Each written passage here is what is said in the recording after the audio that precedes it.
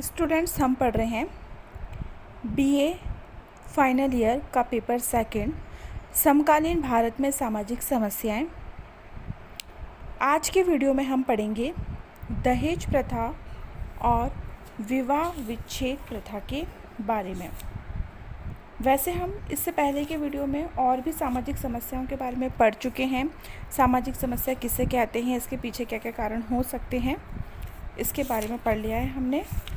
लेकिन आज हम पढ़ेंगे कि जो दहेज प्रथा की समस्या है, विवाह विच्छेद की जो समस्या है, वो किस रूप में है।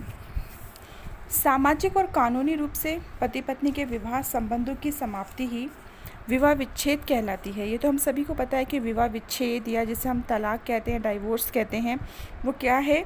पति पत्नी के विवाह संबंधों की समाप्ति, जिसे समाज और कानून मान्यता दे देता है, उसे विवाह विच्छेद या तलाक कहा जाता है। विवाह विच्छेद पति पत्नी के वैवाहिक और पारिवारिक जीवन में असमंजस्य और असफलता का एक सूचक कहा जा सकता है।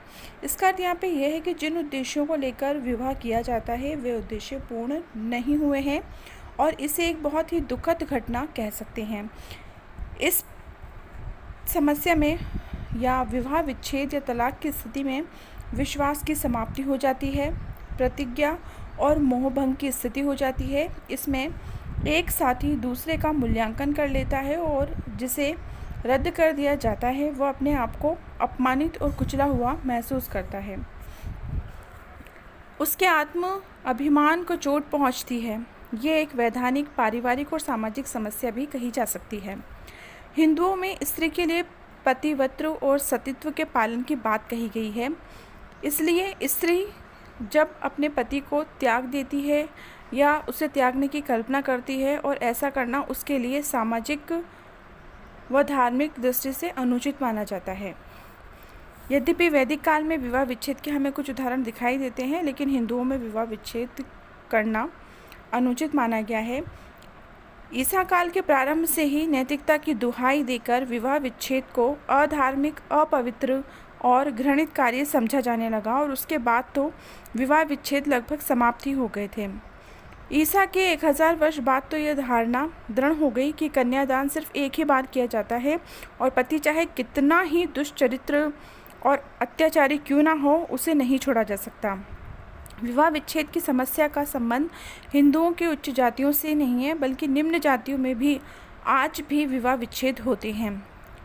हिंदुओं में पुरुष को तो विवाह विच्छेद की स्वीकृति दी गई है, लेकिन स्त्रियों को विवाह विच्छेद की स्वीकृति नहीं दी गई है। इसका कारण समाज में पुरुषों की प्रधानता, या हम ही कह सकते हैं कि जो हमारा समाज है वो पुरुष प्रधान या पितृसत्तात्मक समाज है, और यहाँ पे स्त्रियों की जो स्थिति है वो निम्न मानी गई है। यद्यपि भारत के अलग अलग प्रांतों जैसे कि महाराष्ट्र है, तमिलनाडु है, गुजरात, केरल में तलाक से संबंधित अधिनियम बनते रहे, लेकिन संपूर्ण भारत के संदर्भ में हम देखें तो 1954 में विशेष विवाह अधिनियम और सन 1955 में हिंदू विवाह अधिनियम में तलाक की व्यवस्था की गई है। जैसे कि हम देखें कि तलाक का उल्लेख करने वाले जो अधिनियम है हमारे भारतीय संविधान में, वो क्या है, तो सबसे पहले यहाँ पे आएगा हिंदू विवाह अधिनियम। 18 मई 1955 से जम्मू कश्मीर को छोड़कर संपूर्ण भारत में निवास करने वाले हिंदुओं, जिसमें जैन, बौद्ध, सिख भी आते हैं, हिंदू विवाह अधिनियम लागू कर दिया गया। लेकिन यह अधिनियम अनुसूचित जनजातियों पर लागू नहीं होता है। इस अधिनियम के द्वारा विवाह से संबंधित पूर्व में पास किए गए सभी अधिनियम रद्द कर दिए गए और सभी हिंदुओं पर एक समान कानून लागू किया गया। इस अधिनियम में हिंदू विवाह की प्रचलित विभिन्न विधियों को मान्यता प्रदान की गई है।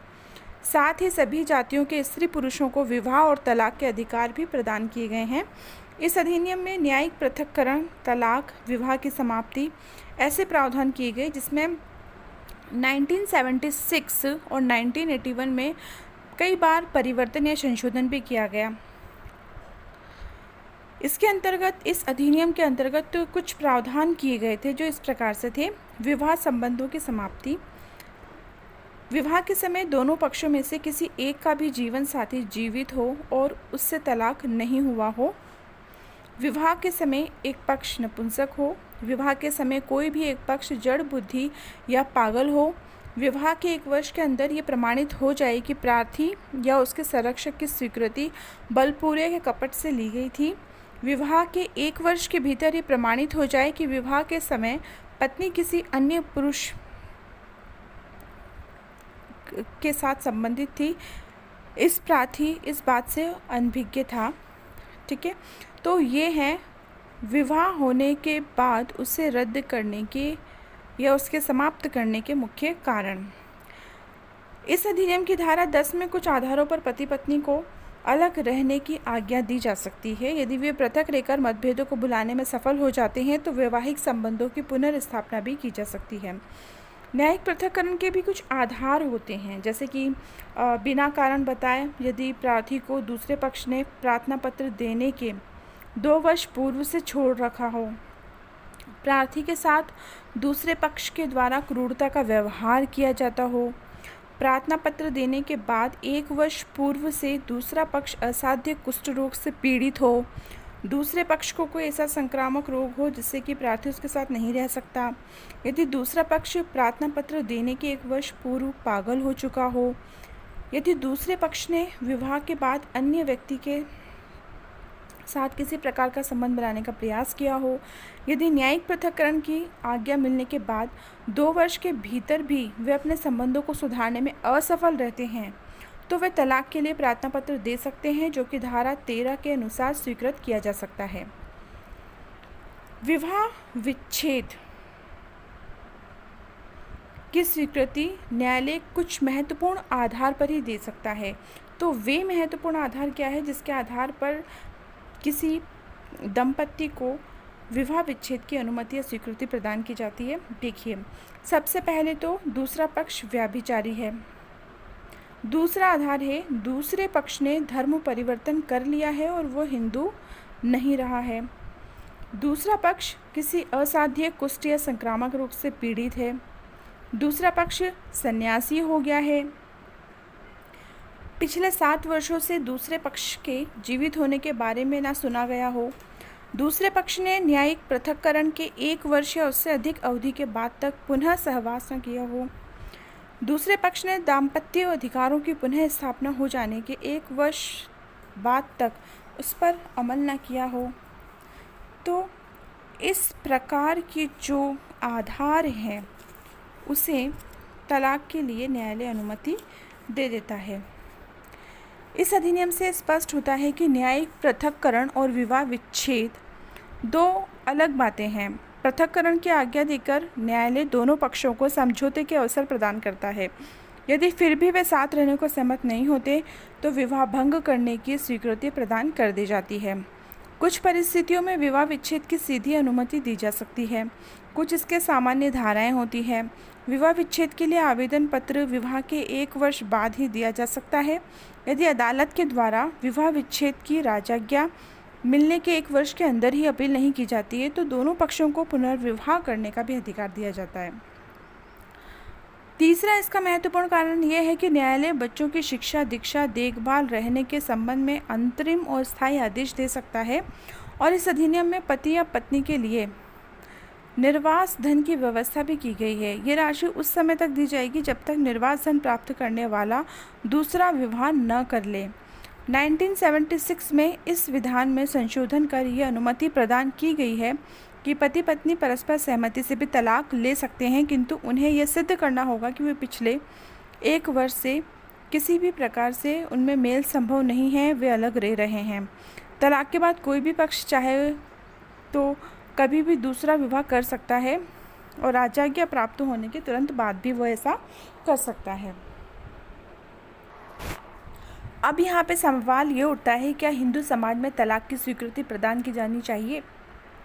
क्योंकि सदियों से हिंदुओं में विवाह को एक पवित्र संस्कार माना जाता रहा है, लेकिन वर्तमान में परिस्थितियाँ बहुत बदल सी गई हैं और कई लोग विवाह को एक सामाजिक या एक वैधानिक समझौता ही मानने लगे हैं। वो विवाह को एक संस्कार मानते ही नहीं हैं। इसी संदर्भ में तलाक के लिए दृष्टिकोण में भी परिवर्तन आया है और कुछ लोग तलाक को सही मानने लग गए हैं, लेकिन कुछ लोग ऐसे भी हैं आज भी जो कि तलाक को अनुचित या फिर गलत मानते हैं। तो क्या हिंदुओं में तलाक को अनुमति दी जानी चाहिए? इसके पक्ष और विपक्ष में हमें तर्क दिखाई देते हैं। तो हम इन दोनों ही तर्कों के बारे में भी डिस्कस करते हैं। जैसे तलाक की स्वीकृति नहीं दी जानी चाहिए, या हम ये कह सकते हैं कि तलाक के विपक्ष का तर्क क्या मानता है।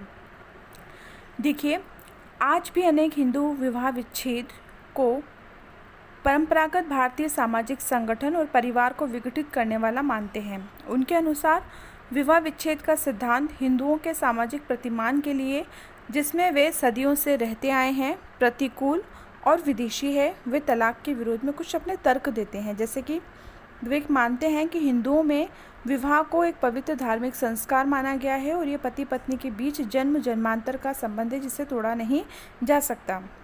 हिंदुओं में जो विवाह है इसे एक धार्मिक संस्कार भी माना गया है और साथ ही इसे 7 जन्मों का बंधन माना गया है, जो कि 7 जन्मों तक नहीं तोड़ा जा सकता। इस तर्क को उचित नहीं माना जा सकता है, क्योंकि विवाह को पवित्र धार्मिक संस्कार तो पति पत्नी द्वारा निभाए जाने वाले दायित्वों द्वारा बनाया जाता है। ये संस्कार तभी तक है जब तक पति पत्नी परस्पर सहयोग और प्रेम से रहे, बच्चों का लालन पालन करें, सामाजिक कर्तव्यों का निर्वाह करें। विवाह में तलाक की स्वतंत्रता कुछ भी अनिष्टकारी और संकटपूर्ण नहीं होती है। एक तर्क दिया गया है पारिवारिक विघटन की संभावना। एक मत यह है कि तलाक से पारिवारिक विघटन की संभावना बढ़ जाती है। पति पत्नी एक दूसरे पर अविश्वास करने लगते हैं, तनावों और मनमुटावों में वृद्धि हो जाती है।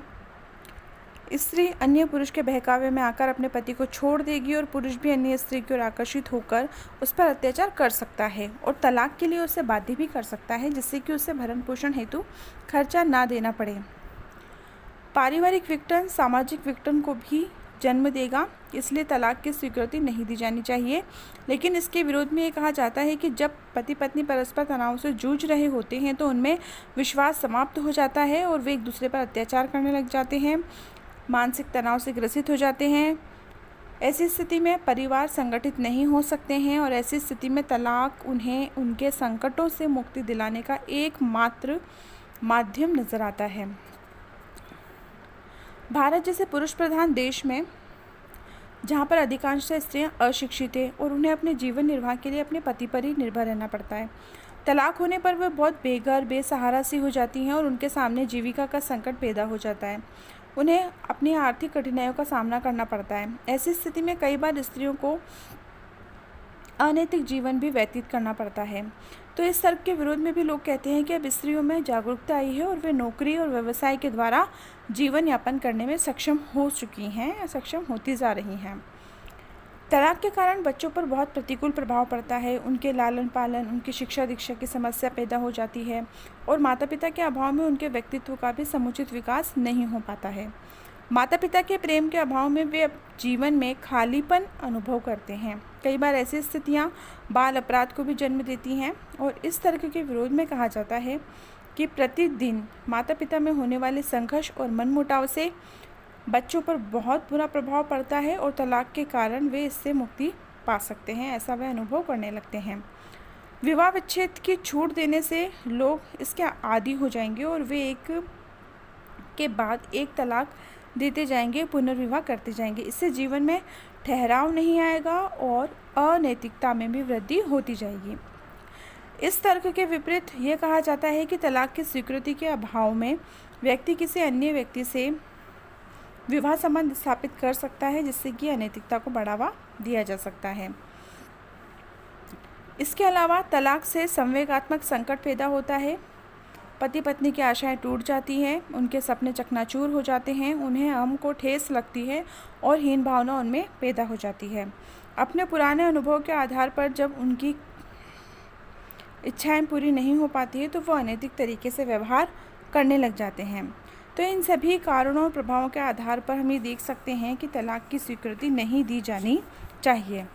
और एक पक्ष है जो ये मानता है कि विवाह विच्छेद उचित है और वह तलाक के पक्ष में है।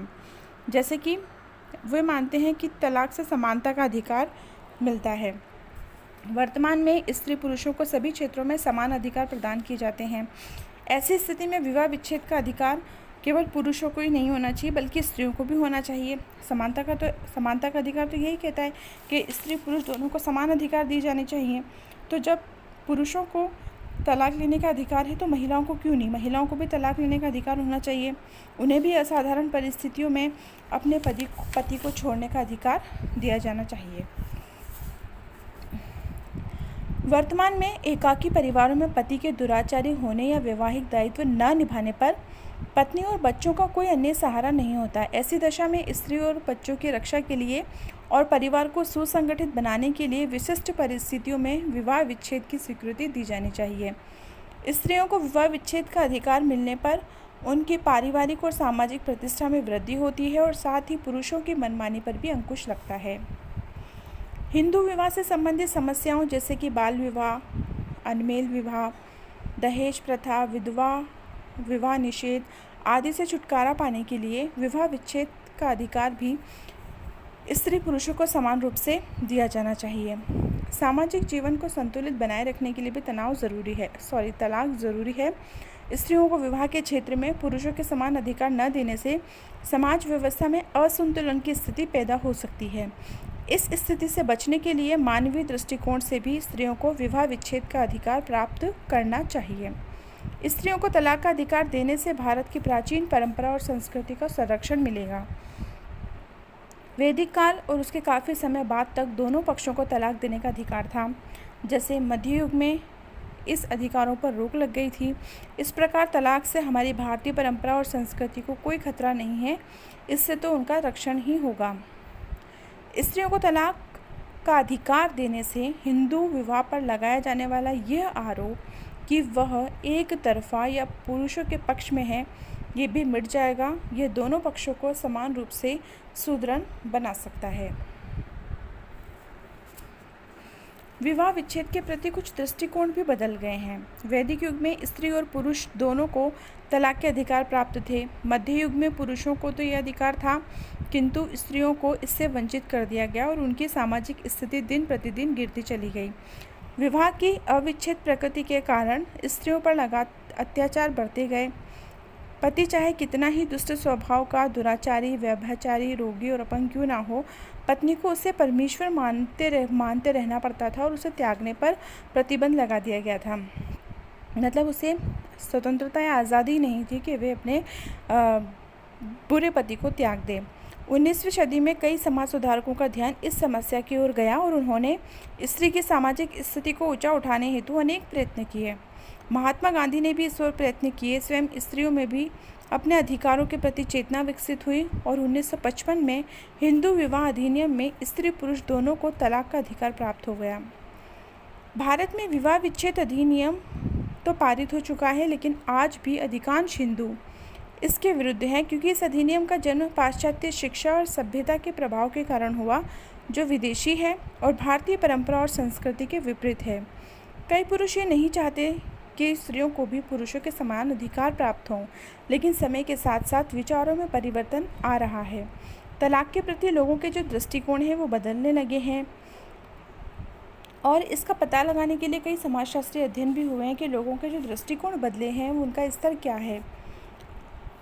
कुछ अध्ययनों से हमें ये भी ज्ञात होता है कि शिक्षा के प्रसार और स्त्रियों में आई जागरूकता एवं पुरुषों द्वारा स्त्रियों पर किए जाने वाले अत्याचारों के कारण तलाक के पक्ष में वातावरण बनता जा रहा है। इस संदर्भ में एक बात ध्यान देने योग्य ये है कि तलाक की स्वीकृति केवल उसी समय दी जानी चाहिए जब ये नितांत आवश्यक और स्थिति असहनीय हो जाए। इसे अंतिम उपचार के रूप में ही चुना जाना चाहिए, ना कि एक सहज सुलभ तरीके के रूप में। तो इस प्रकार से स्टूडेंट्स हमने देखा कि हिंदू समाज में तलाक को स्वीकृति प्रदान करने के संबंध में दो पक्ष बन चुके हैं। एक पक्ष है जो कि तलाक को स्वीकृति प्रदान करता है और एक पक्ष ये है जो तलाक को स्वीकृति प्रदान नहीं करता। जो पक्ष तलाक को स्वीकृति प्रदान नहीं करता वे मानता है कि तलाक धर्म विरोधी है, परिवार का विघटन होता है, स्त्रियों के भरण पोषण की समस्या उत्पन्न हो जाती है, बच्चों की समस्या उत्पन्न हो जाती है और तलाक की प्रवृत्ति को प्रोत्साहन मिलता है और इससे तलाक के दुष्प्रभाव के कारण सामाजिक विघटन की स्थिति उत्पन्न हो सकती है। लेकिन एक पक्ष ऐसा भी है जो विवाह विच्छेद को उचित मानता है और वे तलाक के पक्ष में है। वे मानता है कि तलाक से स्त्री और पुरुषों को समानता का अधिकार मिलता है। पारिवारिक संगठन को तलाक और सुदृढ़ बनाने में मजबूत करता है। तलाक से स्त्रियों की दशा में सुधार आता है और वैवाहिक समस्याओं से मुक्ति भी दी जा सकती है। साथ ही यह सामाजिक जीवन में संतुलन बनाए रखने के साथ साथ परंपरा और संस्कृति का भी संरक्षण करता है।